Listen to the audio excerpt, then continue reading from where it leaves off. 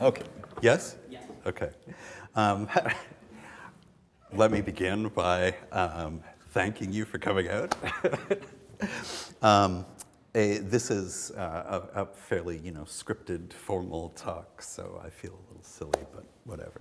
I have PowerPoint slides that correspond to some of the points that I'm making, not because the talk particularly needed to be illustrated, but because in some cases I'm talking about very specific texts, long blocks of text, and so I wanted you to be able to see them, to have them in front of you. Where I'm not looking at texts, I've thrown in some pictures just for the hell of it.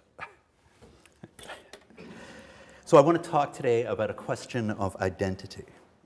And I want to argue that the texts that comprise our earliest evidence for Christianity, the writings of the New Testament and early apocryphal literature, were not written by people who were Christians in any meaningful way. In some respects, this is a very easy argument to make. I can trot out the evidence that the term Christian is a 2nd century coinage, and that in the 1st century, most of the people that we would retroactively designate as Christian thought of themselves, in fact, as Jews. This is definitely an observation worth making, but I'm not sure it changes our perspective much beyond offering a correction of terminology. I'm actually trying to argue something a little more far-reaching, that when we categorize our 1st century materials as Christian, we're not simply using the wrong term, but are profoundly inhibiting our understanding of what the authors of these documents were doing and why they were doing it. Calling our texts Christian, or even, if we try to be more careful, calling them products of Jesus' people, isolates them from the culture and the population that generated them. Consider as an example of what I mean a wonderful volume called Religions of the Ancient World, a guide. This is a brilliant, incredibly useful reference book. I think it's wonderful, but it has a peculiar organization. After opening with a section on method, the next segment of the book traces the religious histories of various regions in the ancient Mediterranean and Near East. The areas listed are Egypt, Mesopotamia, Syria and Canaan, Israel, Anatolia, Iran, Minoan and Mycenaean civilizations, Greece, Etruria, Rome, and early Christianity.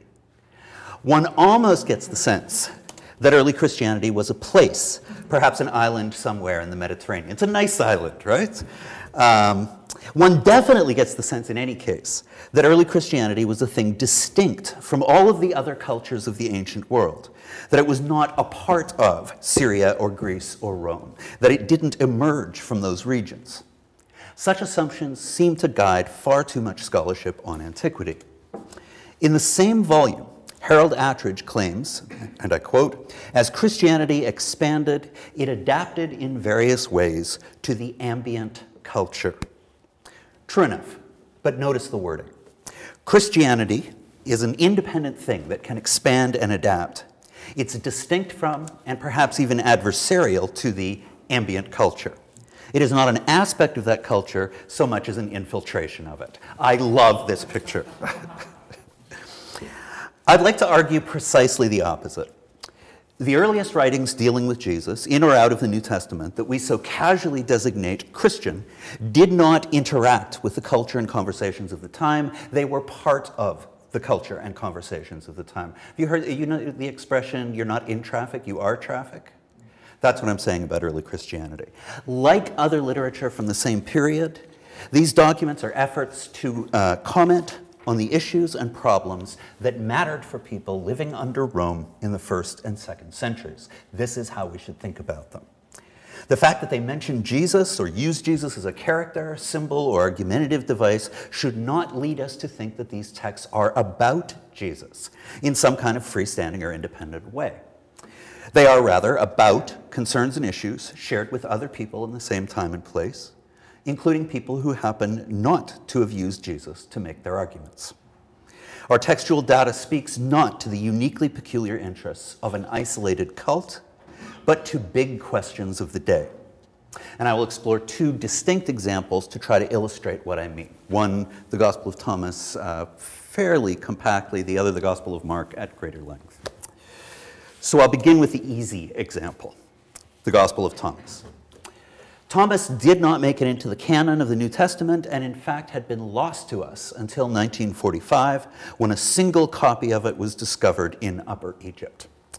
The manuscript itself, as the actual physical paper and ink, can be dated fairly precisely to the middle 300s. But no one knows for sure when the text was originally composed.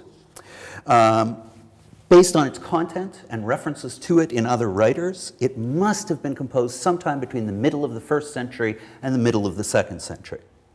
Scholars of ancient Christianity get really worked up about this question, and I personally do too. I prefer an early date, middle of the 1st century, but for our purposes right now, this precision is unnecessary. It can be any time from 50 to 150, it doesn't matter. What matters is the format, the form that the Gospel of Thomas takes. The Gospel is actually a list of sayings, with each saying introduced by the phrase, Jesus said, or something similar.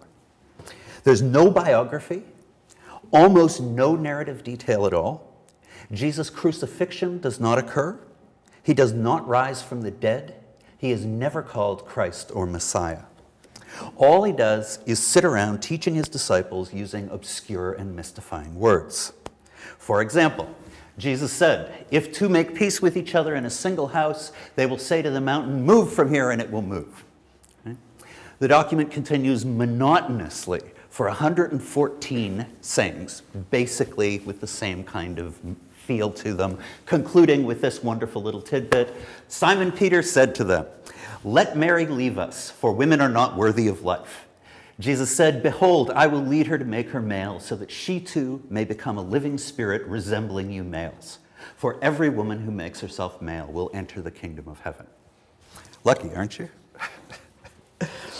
I've lost my way here. The mystifying and obscure character of Thomas's individual sayings turns out to be a unifying feature of the document as a whole. The first few sayings of the text indicate that it is supposed to be difficult to interpret. The first line of the text describes its content as the secret sayings of the living Jesus and goes on to promise that anyone who can figure them out will receive eternal life as a reward. The next saying, right after the very introduction, describes the extended process that the interpreter must endure. Jesus said, let the one who seeks not stop seeking until he finds, and when he finds he will be troubled, and when he is troubled he will marvel, and he will rule over everything. The opaque, unclear nature of Jesus' teachings in the sayings that follow is therefore intentional. And in fact, the gospel employs several rather crude methods that serve to heighten the obscurity of its teaching. These techniques of mystification include such things as taking closely related sayings and dispersing them to different parts of the gospel. Or again, several different and unrelated ideas will be bundled together into a single saying, leaving the reader to pick them apart. Sayings in Thomas will make allusions to other writings, especially the biblical book of Genesis, without indicating where the allusions come from. The sayings also use terminology in deliberately contradictory ways, or will use a variety of quite different words to describe the same concept.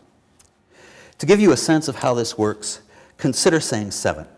Jesus said, blessed is the lion that the human will eat, so that the lion becomes human. And defiled is the human that the lion will eat, and the lion becomes human. Crystal clear, right? Considered by itself, this saying is baffling and apparently self-contradictory. But when we set it side by side with a chain of other sayings, in which references to food and consumption lead to references to death, then to bodies and materiality, the point becomes much more clear. Allowing oneself to be consumed by the material world is degrading and fatal, and we should avoid it if we want to cultivate our better selves. So we're left with a mysterious record of mysterious teachings, which opens by pointing out how secret and mystical its content is, and then challenges the reader to make sense of it. The thing is, the meaning of the material is actually not very difficult at all. In spite of its annoying artificial obscurity, all one really needs to do to get a coherent message from the Gospel of Thomas is to read it often enough and carefully enough to more or less memorize it. Once the text becomes familiar, it's easy enough to start to recognize similar sayings, changing uses of vocabulary, allusions to literature that one's already familiar with, and so on. And the payoff, in the end, what's the payoff? What does Jesus teach? What momentous revelation do we get from this arcane, mystical text? As it happens, nothing much at all. Having pieced together Jesus' mysterious teachings, we learn that the material world is a bad place, that it seeks to consume us in change and death. Happily, our intellectual spirits are made in God's image, and when we come to recognize that our true identity consists of the divine spirit, our bondage to the world has ended. In the ancient world, ideas like this are about as mysterious or controversial as bravely asserting that puppies are cute or rainbows are pretty. They are, in fact, utterly typical of the commonplace Middle Platonism of the 1st and 2nd centuries and would have been familiar to anyone who was awake to any intellectual discourse at all. Explaining the nature of the Gospel of Thomas has been easy for scholarship. This text, so the reasoning would go, is a Gnostic writing. Gnostics were heretical Christians who thought that the world was created by a malevolent and inferior deity, and that Jesus had come to reveal the unworldly spiritual spark within us, a vestige of the true Father who exists in an entirely non-material realm. There are two major problems with this explanation of Thomas. First, the Gospel is not very Gnostic at all. It lacks the developed mythology of a series of emanations from the mind of God.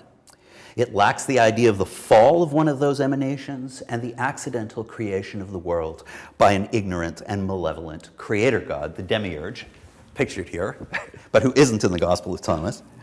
And there's no suggestion, in fact, right? The Gospel thinks that the material world is rather valueless, but there's no suggestion that it was created by a deity who is different than the deity that is being worshipped. Right? The second problem with calling Thomas Gnostic, even if it were accurate, and it isn't, but even if it were accurate, the second problem is that this merely describes its ideological content, but doesn't in the least explain why anyone would produce a text like this.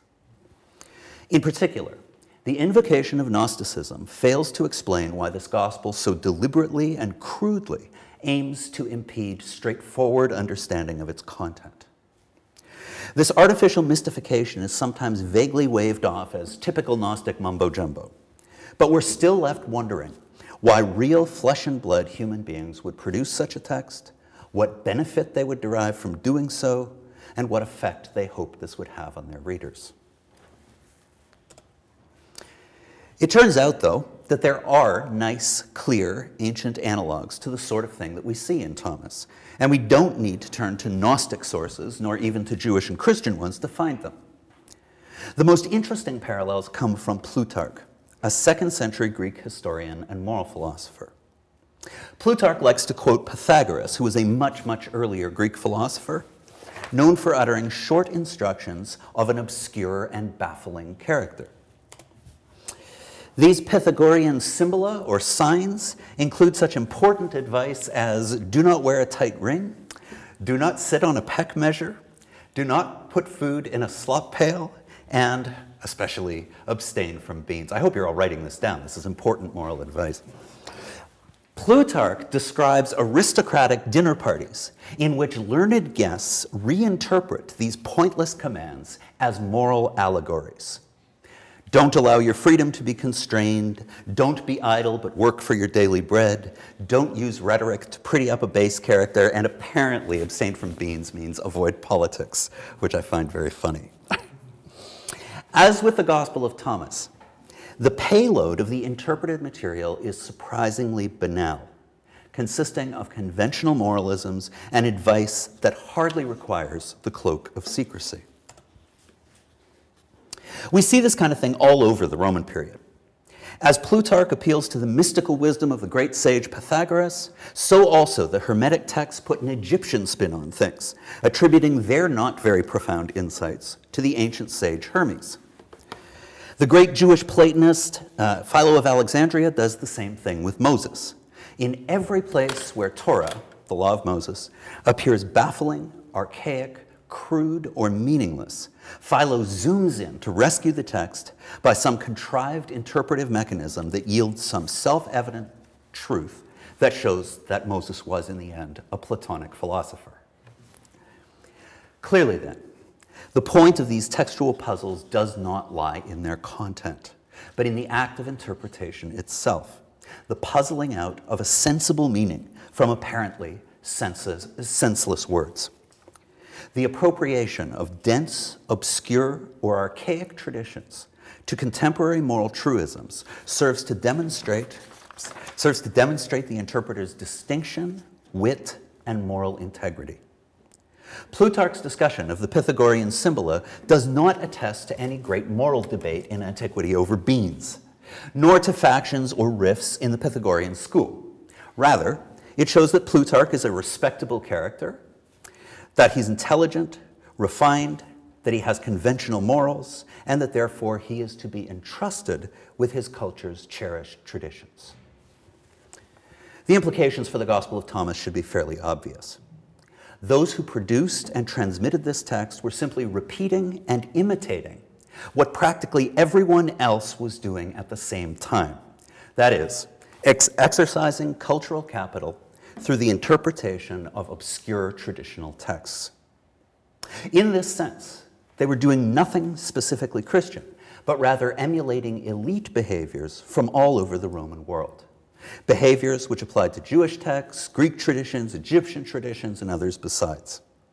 The sage may be different, but the form of the material, its content, and the textual and hermeneutic technologies involved are precisely identical. Yet this simple and straightforward explanation is not completely satisfying. There are several features of the Gospel of Thomas that differentiate it from the utterances of Pythagoras or the laws of Moses. Among them is the artificiality of the supposed tradition here, reflected also in the use of Jesus as a speaker. Jesus is a fairly marginal or nouveau sage compared to someone like Pythagoras or Moses. Whatever they might have originally meant, the Symbola of Pythagoras were genuinely centuries old by the time Plutarch and his friends came across them.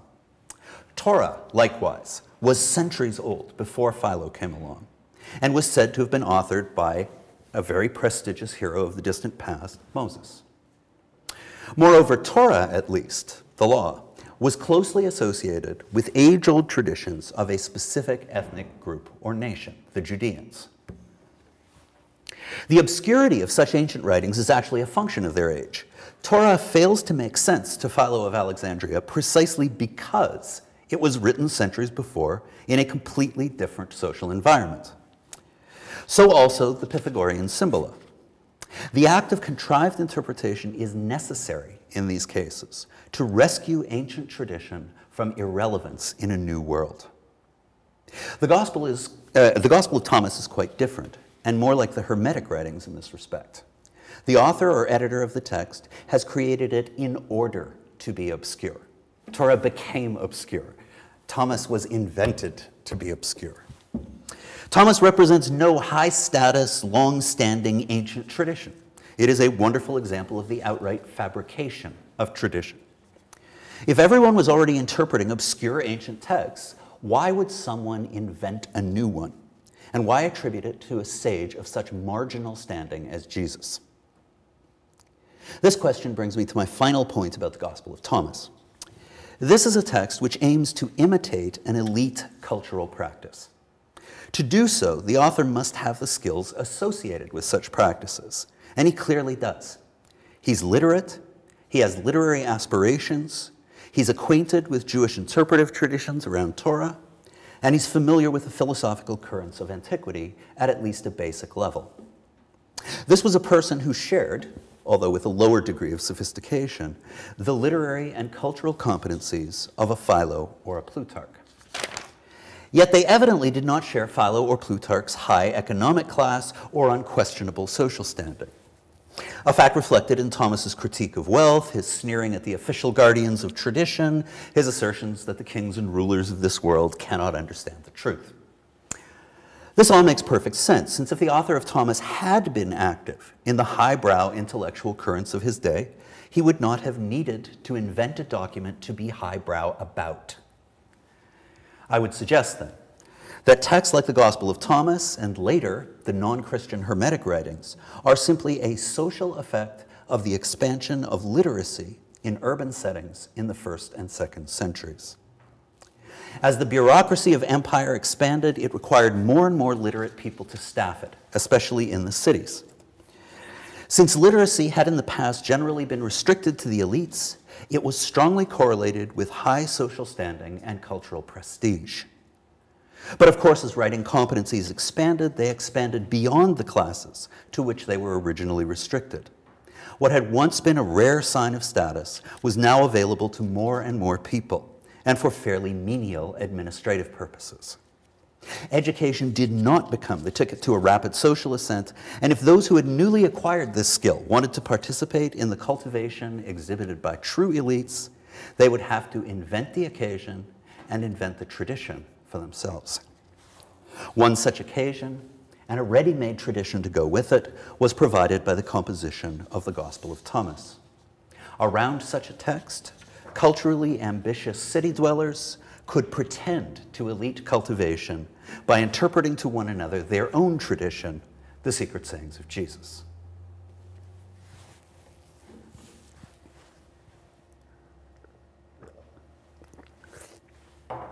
In a way, it's a little too easy to use the Gospel of Thomas as an example of the earliest Christians not being especially Christian. The text is non-canonical, it's heretical, it completely fails to conform to our expectations for what earliest Christianity was all about. So let's look now at the Gospel of Mark, a work that's been much more central historically to the Christian tradition and that possesses most of the characteristics that we tend to associate with Christian belief. Mark is the first, the earliest of the canonical Gospels to be written, and was the major literary source for Matthew and Luke, and probably John as well. The date of composition is important this time. Mark's references to the destruction of the Jerusalem temple and his concern with the dramatic events of the first Jewish rebellion against Rome make it almost certain that Mark was composed very shortly after the conclusion of that war in the year 70, or very shortly thereafter. Unlike Thomas, Mark is a narrative. Jesus is presented as a teacher, yes, but what's really important about him is the story of his adult life, culminating in his horrific and shameful crucifixion in Jerusalem during the Passover. To try to make sense of Mark as a relatively ordinary cultural product of the late 1st century, I'm going to talk for a long time about a text that's not Mark at all. I'm going to begin by quoting at length a completely different author. Flavius Josephus, a Jewish aristocrat and military leader who actually participated in the war against Rome, but intelligently surrendered to the enemy and lived to write histories of his people that remain to this day incredibly important sources of historical information about the 1st century world. The earliest of Josephus' writings is referred to as the Jewish War. Guess what it's about? And it represents an effort to explain and account for the rebellion against Rome, and ultimately to explain and account for its failure. Among many anecdotes in Josephus' history, there is one about a man named Jesus, a common enough name and not our Jesus. Josephus says this: 4 years before the war, when the city was enjoying profound peace and prosperity, there came to the feast at which it is the custom of all Jews to erect tabernacles to God, one Jesus, not our Jesus, son of Ananias, a rude peasant, who standing in the temple suddenly began to cry out, a voice from the east, a voice from the west, a voice from the four winds, a voice against Jerusalem and the sanctuary, a voice against the bridegroom and the bride, a voice against all the people. Day and night. You know what this reminds me of is actually Westboro Baptist Church in the United States holding up signs that say, God hates America, right? I mean, that's basically what this guy was doing. Day and night, he went about all the alleys with this cry on his lips. Some of the leading citizens, incensed at these ill-omened words, arrested the fellow and severely chastised him, that is, beat him. Josephus goes on to describe how this Jesus character still would not stop prophesying against the temple in spite of being beaten, and when hauled before the governor would only shout, "Woe to Jerusalem," even when they flogged him.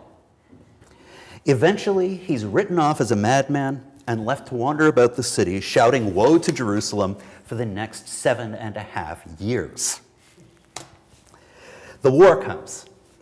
The Romans lay siege to the city, and the story of Jesus, son of Ananias, ends as follows. While going his round and shouting in piercing tones, so everybody had gotten used to him, he's just the local crazy guy, right? While going his round and shouting in piercing tones from the wall, "Woe once more to the city and to the people and to the temple," as he added a last word, "and woe to me also," at that moment, a stone hurled from the ballista struck and killed him on the spot. And so with those ominous words still on his lips, he passed away. The whole thing sounds like a tragic farce. I noticed some of you smiling. But Josephus is very clear about why he tells this story and what he thinks it means. He refers to this entire set of events as an alarming portent. And it wasn't the only one. Josephus complains that the people disregarded the plain warnings of God and so failed to recognize that the city and the temple were doomed. Among these warnings, he also mentions a comet shaped like a sword that hung over the city, a light that shone around the sanctuary, a cow that gave birth to a lamb, and images of chariots and armies seen in the sky. Even more ominous are indications of divine abandonment. Josephus tells us that, quote, "At the feast which is called Pentecost, the priests on entering the inner court of the temple by night, as their custom was in the discharge of their ministrations, reported that they were conscious, first of a commotion and a din, and after that of a voice as of a host, saying, 'We are departing hence.'" Right, so you're in the temple where God lives, and you hear this mysterious supernatural voice saying, "We're out of here." Right? In the same context, Josephus also describes one of the gates to the temple's inner court, fastened by bars and bolted into the ground, as mysteriously opening of its own accord, adding that this sign, omen, appeared to the uninitiated, to the uninitiated, seemed the best of omens, as they supposed that God had opened to them the gate of blessings. But the learned understood that the security of the temple was dissolving of its own accord, and that the opening of the gate meant a present to the enemy, interpreting the portent in their own minds as indicative of coming desolation. These omens are indications for Josephus that God has abandoned the temple. Now remember, although Josephus is describing events that took place before the war, he himself is writing after the war, after the Jews have lost, after the temple has already been destroyed.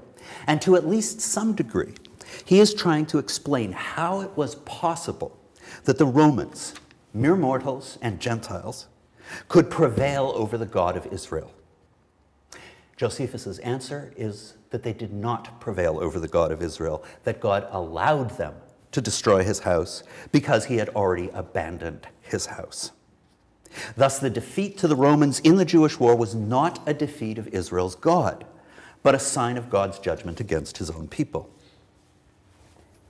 Josephus also provides reasons for that judgment and abandonment. The impious and sacrilegious behavior of a certain faction of Jewish rebels, the Zealots, who in his view had already desecrated the temple before the Romans arrived to destroy it. These insurgents, Josephus thinks, are guilty of murder, and specifically the murder of Jewish noblemen. By using the temple as a refuge, they stain it with guilty blood and reduce it to little more than a fortress, right? So Josephus is arguing that God allowed his house to be destroyed because he had abandoned it. Why did he abandon it? Because it had already been desecrated by events like this. Glutted with the wrongs which they had done to men, murder, they transferred their insolence to the deity and with polluted feet invaded the sanctuary. An insurrection of the populace was at length pending, instigated by Ananus, the senior of the chief priests, etc. At this threat, these wretches converted the temple of God into their fortress and refuge from any outbreak of popular violence and made the holy place the headquarters of their tyranny. So Josephus blames the zealot rabble for murder, for impiety, for desecrating the temple, thus leading God to abandon the temple, thus allowing the Romans to destroy the temple. Jerusalem could not have fallen if God had not abandoned it first. The Gospel of Mark makes precisely the same argument. Like Josephus's account, it was written after the war. And like Josephus's account, it is set before the war and tries to link the events of the war to these earlier happenings. For the author of Mark, the earlier event in question was the murder of an innocent man, the crucifixion of Jesus, the anointed one sent by God. The central message of the gospel as a whole is that God sent his holy Messiah to Israel, where he performed miracles, taught wisdom, was joyfully received by the people, but the wicked leadership of Judea opposed God, killed his son, and their guilt led God to abandon his temple and city, allowing eventually the Romans to destroy both. As with Josephus, omens of this future disaster are given out in advance, but are not understood. That this is the core message behind Mark's narrative is nowhere clearer than in his presentation of the parable of the tenants. Lest we miss the significance of this story, Mark underscores it with his setting. Jesus is in Jerusalem, walking in the temple, and engaging in arguments with the chief priests, the scribes, and the elders, who are trying to trap and trick him. Mark is very explicit about this. In this context, right, in the temple and with all these hostile leaders around him, Jesus tells the following perfectly innocuous story. I'm being sarcastic, it's not innocuous.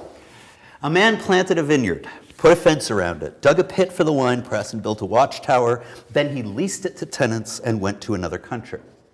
When the season came, he sent a slave to the tenants to collect from them his share of the produce of the vineyard. But they seized him and beat him and sent him away empty-handed. And so it was with many others. Some they beat, others they killed. He had still one other, a beloved son. Finally, he sent him to them, saying, "They will respect my son." But those tenants said to one another, "This is the heir. Come, let us kill him, and the inheritance will be ours."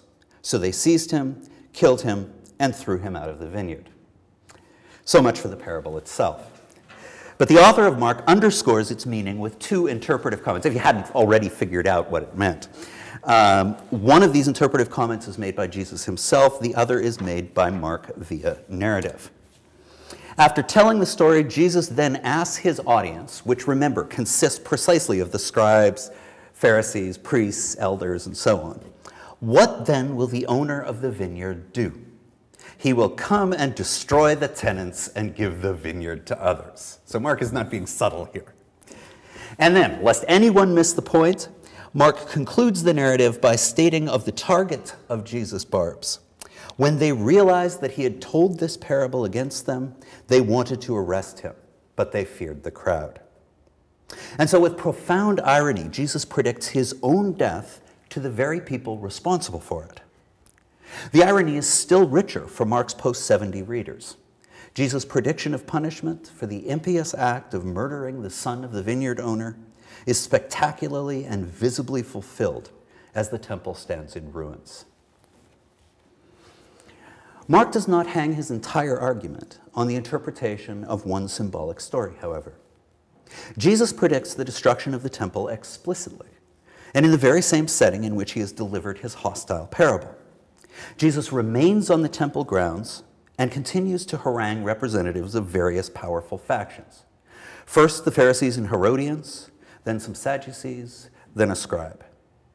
He then sits down by the temple treasury and criticizes the wealthy. Finally, he departs, which Mark describes thus.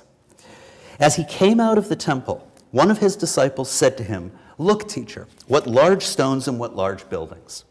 Then Jesus asked him, "Do you see these great buildings? Not one stone will be left upon another. All will be thrown down. And those are actually, I took this photograph. This isn't Jesus. This is my friend Edward. But this is actually rubble from the Romans throwing down the upper courses of the original temple walls. So, I mean, big stones indeed.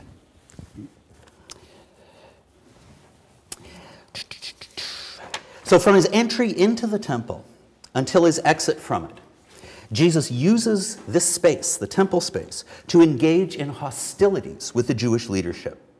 He tells a parable predicting catastrophic destruction as punishment for their hostility to God's Son, and he concludes with an explicit statement that the temple will be destroyed. This is all Jesus' second day at the temple. It follows close on the heels of his first day at the temple, which begins with him cursing an unproductive fig tree on his way into town, which really sets the tone for things. Are things going to be fun in Jerusalem? No. On the way there, Jesus curses a tree. After he curses the tree, it says, they came to Jerusalem.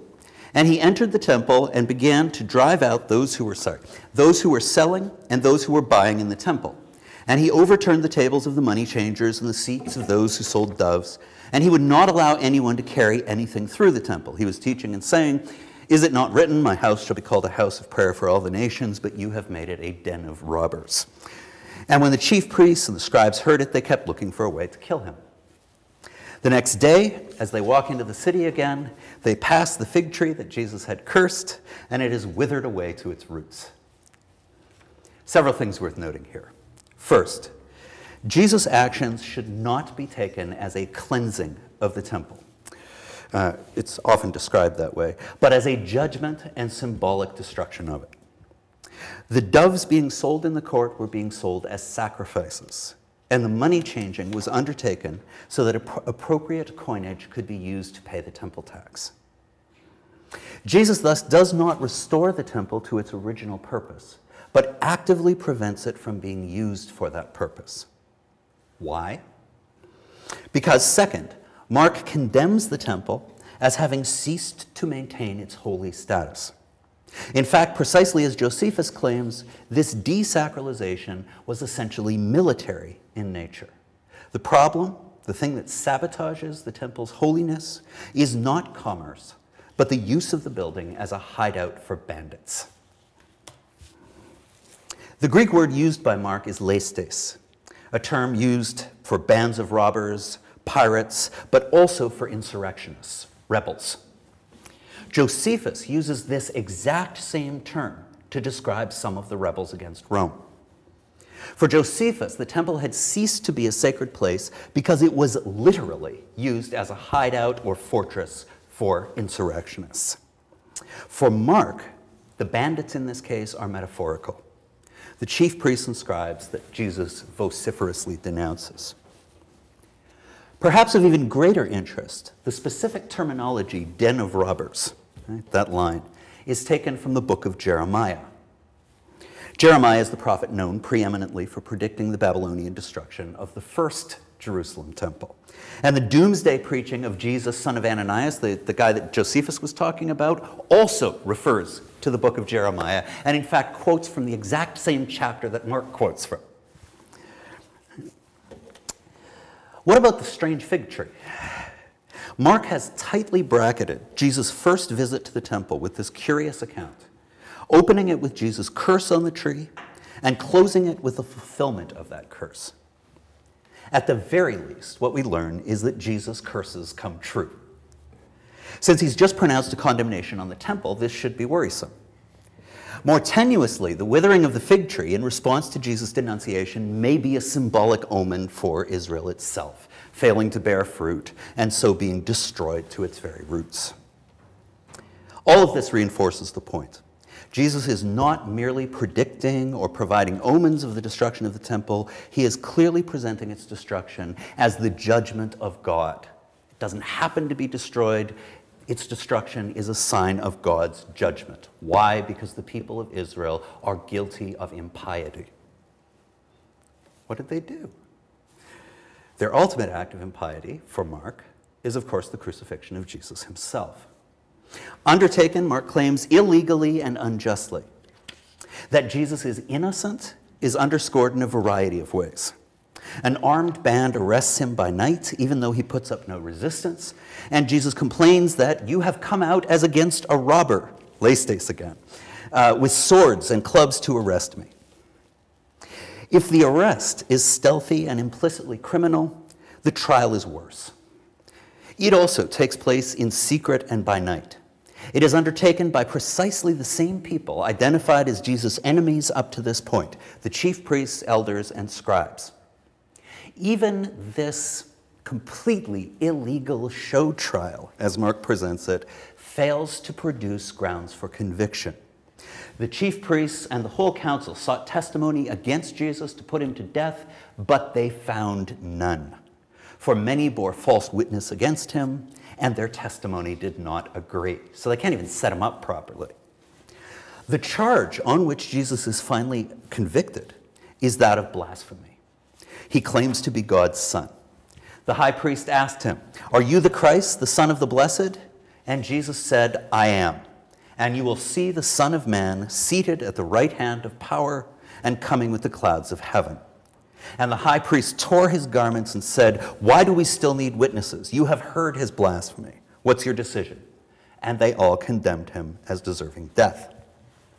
Thus, the only true statement, from Mark's perspective, the only true statement made in the entire trial, namely that Jesus is God's son, turns out to be the basis for his conviction.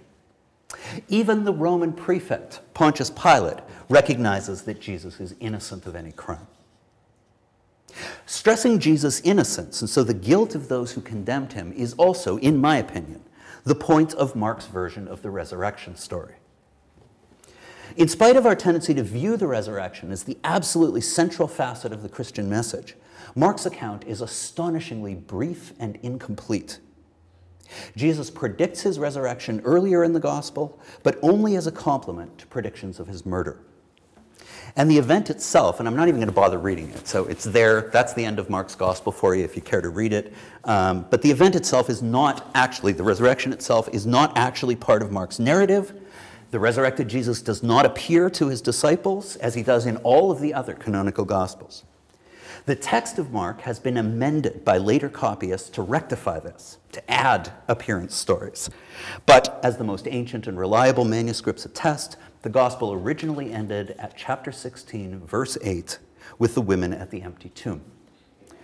The resurrection is attested by an angel in the tomb who announces that Jesus has been raised, but is not sufficiently important for Mark to merit additional narration or reflection. It is simply a vindication of Jesus by God, an assertion that his execution was illegitimate, that he truly was the Son of God, that his murder was an act of sacrilegious injustice, which God himself saw fit to undo.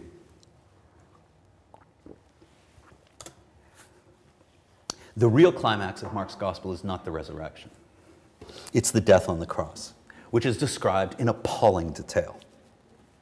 Weaving together a series of allusions to Psalms 22 and 69 with a realistically horrifying description of one of the worst deaths imaginable, complete with torture, mockery, and public humiliation, Mark could provide no sharper or more moving contrast to the triumphant and joyous proclamations and healings of the earlier parts of the gospel. The culminating moment, the crescendo, the climax of the gospel, is described thus. And Jesus let out a great cry and breathed his last. And the curtain of the temple was torn in two from top to bottom. The curtain of the temple was torn in two from top to bottom. And so, at the moment of Jesus' death, God deserts his house, leaving it empty and undefended from whatever depredations might ensue. We cannot fail to recall Josephus' description of great voices shouting, "We are departing hence." Mark establishes what he has been claiming all along, that the price of killing God's beloved one is the temple itself, that the leaders of the people are responsible for an act of impiety that brought God's abandonment of the temple and judgment against it, a judgment that is finally enacted 40 years later when the Romans bring Jesus' dark forecast to completion. The Gospel of Mark, then, just like Josephus' Jewish war, is a writing that aims to explain how the Romans were able to destroy the national temple of the Judeans. It's not about Jesus, it's about the temple. Both authors answer the question in very similar ways. For Josephus, Jewish acts of impiety, culminating in murder, desecrate the temple, leading God to abandon it, an abandonment signaled via omens, predictions, allusions to the book of Jeremiah. For Mark, the impiety of the Jewish leadership in failing to recognize God's Son, culminating in murder, leads God to abandon his house, an abandonment predicted and foreshadowed by omens, predictions, and allusions to the book of Jeremiah. Josephus blames the rabble, the scum, for the catastrophe, bandits and insurrectionists who angered God by their blasphemy and opposition to Jewish leadership, and who led the disastrous charge to revolution. Mark blames the aristocracy for the events, identifying them as the real bandits and lawbreakers whose injustice led God to give up his house to the Gentile armies. But in both cases, what we see is an effort to make sense of a historical event with shocking implications. The Roman destruction of the great national temple and the holy city could be taken as evidence that Israel's God had been defeated as well. Was Roman military power stronger than God himself? Was God unable to defend his own house? Was Israel a defeated people? For Mark and for Josephus, themselves Jews, these questions revolved around the Roman victory of 70 CE and hence pertained to specifically Jewish identity or Judean identity. But the same kinds of questions in different forms and in different circumstances would have been raised by all of the many people who came under Roman rule. A Briton, a Greek, an Egyptian, not a German though. The Germans managed to keep them away. But a Briton, a Greek, an Egyptian might all have asked, have the Romans defeated our gods? Have our gods abandoned us? What does the future hold? Mark uses the figure of Jesus as a martyr to answer these kinds of questions in a specifically Jewish way. But all of the nations defeated by Rome would have been beset by similar doubts and would have constructed their own responses. I could go on. I really could. There are similar cases to be made for Paul, for the author of the Gospel of Matthew, and other writings. The simple presence of Jesus in our earliest Christian textual artifacts does not in itself require us to read those writings as somehow separate and distinct from the kinds of issues and problems that would have been of interest to non-Christians and non-Jews. These others, these outsiders, these other people, right, struggled with issues of literacy and social status. They wondered about the relationship between their ancestral gods and the Romans. They wanted their barbarian traditions to have universal applicability. It just so happens that for some people in the first century, some, mostly Jews at first, the figure of Jesus was a helpful tool for making sense of these particular problems, for organizing their thoughts, and even for providing tentative solutions. He could serve as a wise teacher, or a heroic martyr, or a resurrected spirit man, as circumstance and need dictated. Jesus was good to think with. Other people took different approaches to the same issues, and they used different techniques to think about them, varying according to their class, their ethnic backgrounds, their proximity to power. But all were participating in broader sociocultural conversations and living in the same world that provided the conditions of those conversations. The mere whisper of the name of Jesus was not sufficient to propel a discourse or subject matter into isolation and incomprehensibility. In a sense, none of this is especially different from the way we behave today. There are important issues that animate all of us, and we discuss them using stock characters, events, and historical figures that resonate with us, that serve our arguments well, or that help us break down and represent what we think is happening. The simplest example I can think of, and it's probably not the most resonant for you, but it's the one that occurs to me most easily. The simplest example I can think of concerns the United States, a country which today is deeply divided along regional, generational, and political lines. One of the ways of making sense of these divisions is to turn to the past and to think imaginatively and analytically about the present in terms of a paradigmatic moment of American division, the Civil War. It should hardly come as a surprise, then, that at the moment so many recent films are evoking that conflict or the circumstances or characters associated with it in so many different ways. Some of these treatments are very serious and actively propose specific models for addressing such division. Some are not quite as serious, and other treatments are not serious at all, but in their way just as earnest. But all of them speak in different ways to contemporary concerns about freedom, unity, morals, and American identity. These different films are not the competing products of a Lincoln cult. Right? They are part of a broad American conversation. Starting in the 2nd century, and then only gradually, Christianity begins to develop as a more encompassing and ready-made identity. The first securely datable uses of the term Christian appear in the 2nd decade of the 2nd century, but it's only by the end of the 2nd century that anything like an identifiable Christian material culture emerges. The invention of Christianity over the course of the 2nd, 3rd, and 4th centuries meant that a specific arsenal of cultural tropes and symbols had congealed somewhat, so that the entire system could be invoked simply by referring to one of its elements. Christianity did eventually come to be a discernible and distinct entity, the apparent coherence of which was imposed retroactively onto earlier cultural artifacts, like the Gospel of Thomas, or the Gospel of Mark, or the letters of Paul.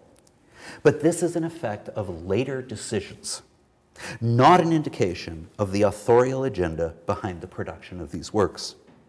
When we allow these kinds of anachronistic assumptions, right, that these texts are Christian, to govern our approach to earlier texts, we radically foreclose the interpretive possibilities, the wide range of comparative points of reference, and especially, the ordinariness of the points that the texts make. By insisting on their extraordinary Christianity, we risk denying these cultural artifacts their mundane humanity. Thank you. Oh, cool. I'm going to miss that desperately. Will there be a discussion right now or afterwards or when? Yeah, how should we? I'm perfectly happy to field questions, comments, observations. Okay, let me start. Yeah. Most of all, I nearly perfectly agree with you. Oh. Sorry. Yeah. To start with. You raised the question, why do historians of religions of antiquity somehow point out that Christians are very special? No, they are not. I agree, yeah. They are not special. Yeah. But I guess this has something to do with the history of science. Yes. For example, in Europe. Yes. We have, in America and in England you have classics. Yep. But in France, in Italy, in Germany, we have classical philology, yep. We have archaeologists, we have historians of religion, and at last historians of the church and theologians. And these are parallel universes. Yes. Yes. There is, I myself, wrote a book on Pausanias, I don't know if yeah, of course. Yeah. Yeah. And these educated and literary people, they are fascinated by questions of religion. Yes. And somehow some of the so-called church fathers, they were pagans themselves. Yes, of course. They invented Christianity. For example, Augustine, who was Manichaean and a Neoplatonist. Yes. And And Tertullian, for example. Yes. All these people were fascinated by the New Testament as a new text they could elaborate on as alternative to Homer. Yes. So it is a new field of play. Yes, it's a new playground. Yes, exactly, yes. That's, and in a way, that's what I was trying to say about the Gospel of Thomas. It's very transparently so. This is a text to be highbrow about, right? When you want to invite your friends over to have serious intellectual conversations, here's a text that we can talk about. And it's so transparently so. So it's very nice to hear that, actually. That meshes very nicely with what I was trying to say about Thomas. Yes, and Thomas, the text of Thomas was found, I guess, not found, it was, das heißt ja gegründet. Oh, composed. Wenn man das findet, das heißt ja nicht discovered. Discovered, yes, it was discovered. In 1945. Egypt. Yes. And Egypt, especially Alexandria, yes. was a very special place. Absolutely. Where in the museum texts were collected and translated. And so in Alexandria, the books of the Old Testament were translated into Greek, yes. And that made it possible for others, for example, people like not only Philo of Alexandria, but Clemens of Alexandria and others to experimentate with this text. You know, yes.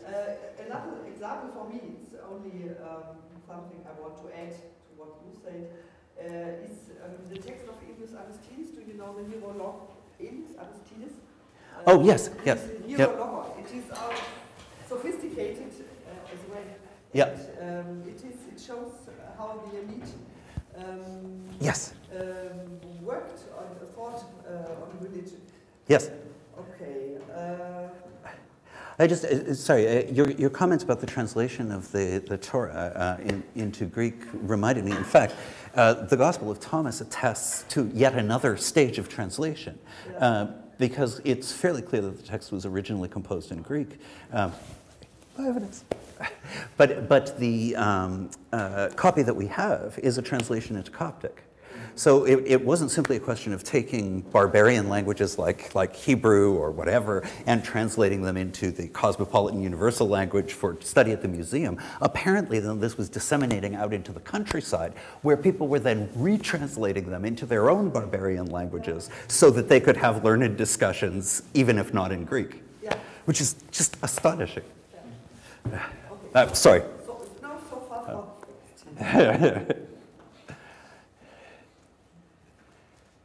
Yeah? Do I understand it correctly that you're saying that Jesus in the Gospel of Mark is a coping mechanism of Jews to deal with the destruction of the temple? Yes. That is exactly what I'm saying. Why did this bad thing happen? Because we screwed up. How did we screw up? This guy. Yes. That's a good summary. It makes sense now that you say it, but in a way, every time you speak of early Christianity, you automatically include these texts, and you don't even question it.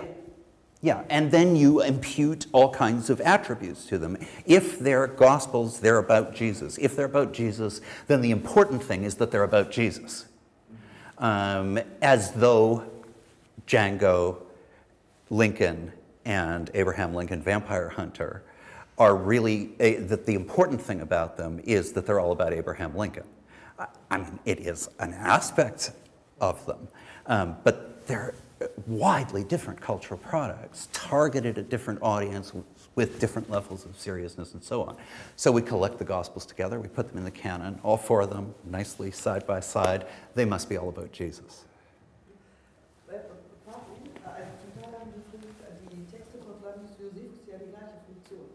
The text of Flavius Josephus have the same reader. They want to explain why the Jews, Yes. why God left the Jews. Yes, exactly. Oh, yes. But there are two. The composition of the text and its later reception history are a little different in this case, because my understanding is that Josephus was actually preserved by Christians because he told about why the Jews were so bad, and the promise now went to Christians, which of course he wasn't talking about. He wasn't talking about Christianity at all. But Josephus is very, sort of negative. Well, we got defeated in the war because we were bad. Suited Christian theology very nicely at a later stage. But it wasn't Josephus's intention. His intention is, oh my God, how could this happen? Yes, and he explained it to Greek-speaking. Yes, yes.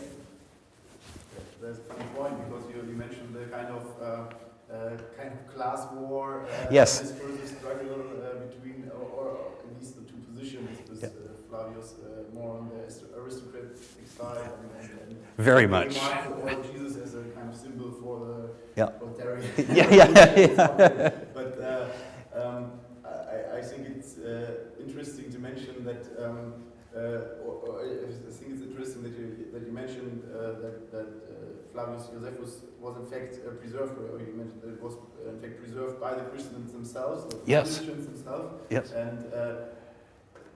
And then came to my mind, and today we talked already about Bourdieu, but he mentioned something like, why is there that those kind of canonical texts in religions are so not ambivalent in meaning, but how to say it,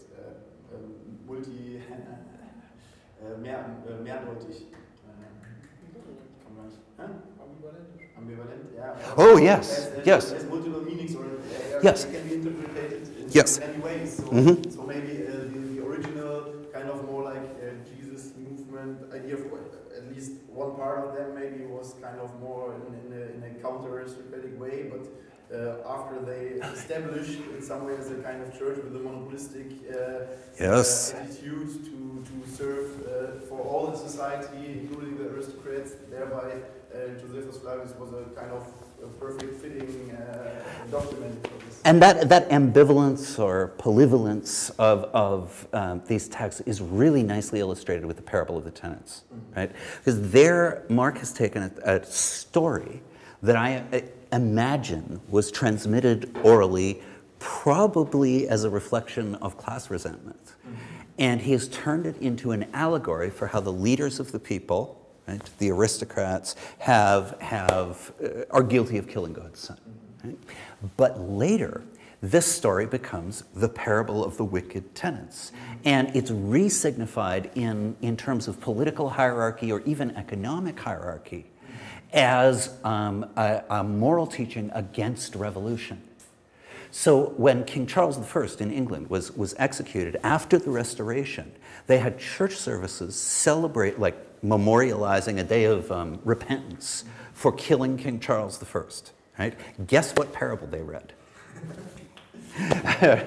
So it's capable of continual resignification in ways that I'm sure Mark himself would be uncomfortable with.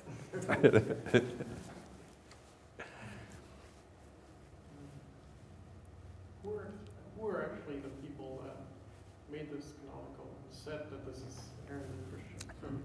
That is one of the most interesting and most baffling, I think, questions in current discussions in ancient Christian history. There are people who argue that the canonical texts were canonical right from the moment they were written. They're wrong, but there are people who make this argument. And there are people who seem to think that it was this completely artificial process that happened in the 4th or 5th century, where a bunch of powerful people said, okay, we picked these books. And I don't think it was either one. I think what happened is that as Christian identity developed, certain factions within the church had their favorite texts, and the factions that won or that compromised with other factions, right, ended up sort of in practice agreeing, okay, these are the texts we're going to talk about. and that later became sanctified by canonization. But I think it was a relatively organic process. It's like the study of religion. What's canonical in the study of religion? Well, you know, there's not a single person who's making a list of things.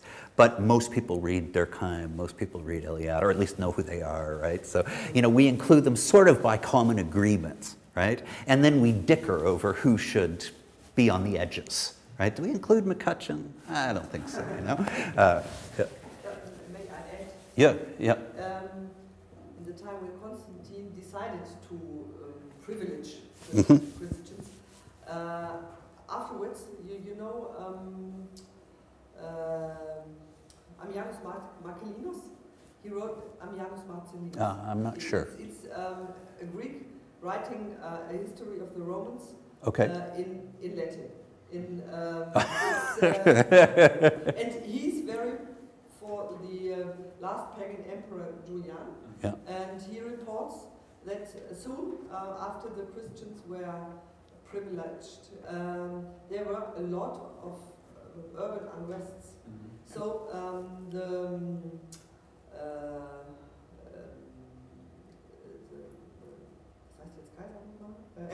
the emperor had to do something to suppress these urban unrest, because there were so many factions of the Christians, and there was a political need to close up those things. And then who won? Yeah. Who was next to them? Yes, and that's the biggest difference between early Christianity and academia. We don't have an emperor who unites us all, who can make us agree that we will read Bourdieu and won't read Russell McCutcheon, right? But at this point, almost everybody who was Christian was under Roman political rule, and the Christians were significant enough that the Romans felt the need to regulate them. But I don't think that this happened all at once. I don't think it was a question of Constantine sitting in his study and making a list. More in comparison to Quran after, like the writing of the Quran is very much an event where people gathered and selected stuff and wrote it down. Yeah. And there were selection processes, but we don't know exactly when they were undertaken, by whom, how often, how deliberately, and so on. Is the Gospel found kind of oblivious of that? Is that one of the ones that were found later in close to the lake, and they're kind of deemed heretic? Heretic, yes, yes. Yeah, so the Gospel of Thomas did not make it into the canon. But because it talks about Jesus, it has to be Christian anyway. But it's dubious. So it's not in the canon, but it's still, from our perspective, shaped by the canon, just because of its similarity. It's like Protestantism is a prototype for things religious. The canon is a prototype for things Christian, and since Thomas resembles it, we'll understand it under that rubric, which I'm claiming is not helpful.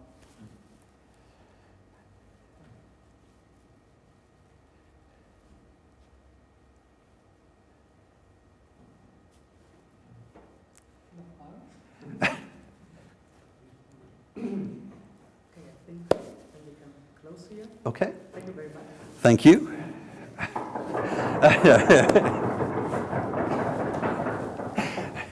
And really, I mean it. Thank you for coming. Thank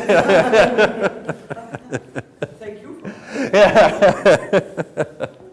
least we see public is also kind of yeah, public. Yes. If the theologians would have come, you would have just pissed them off. Okay. Well, I had to keep reminding myself that the camera was there, right? So that helps. So thank you for...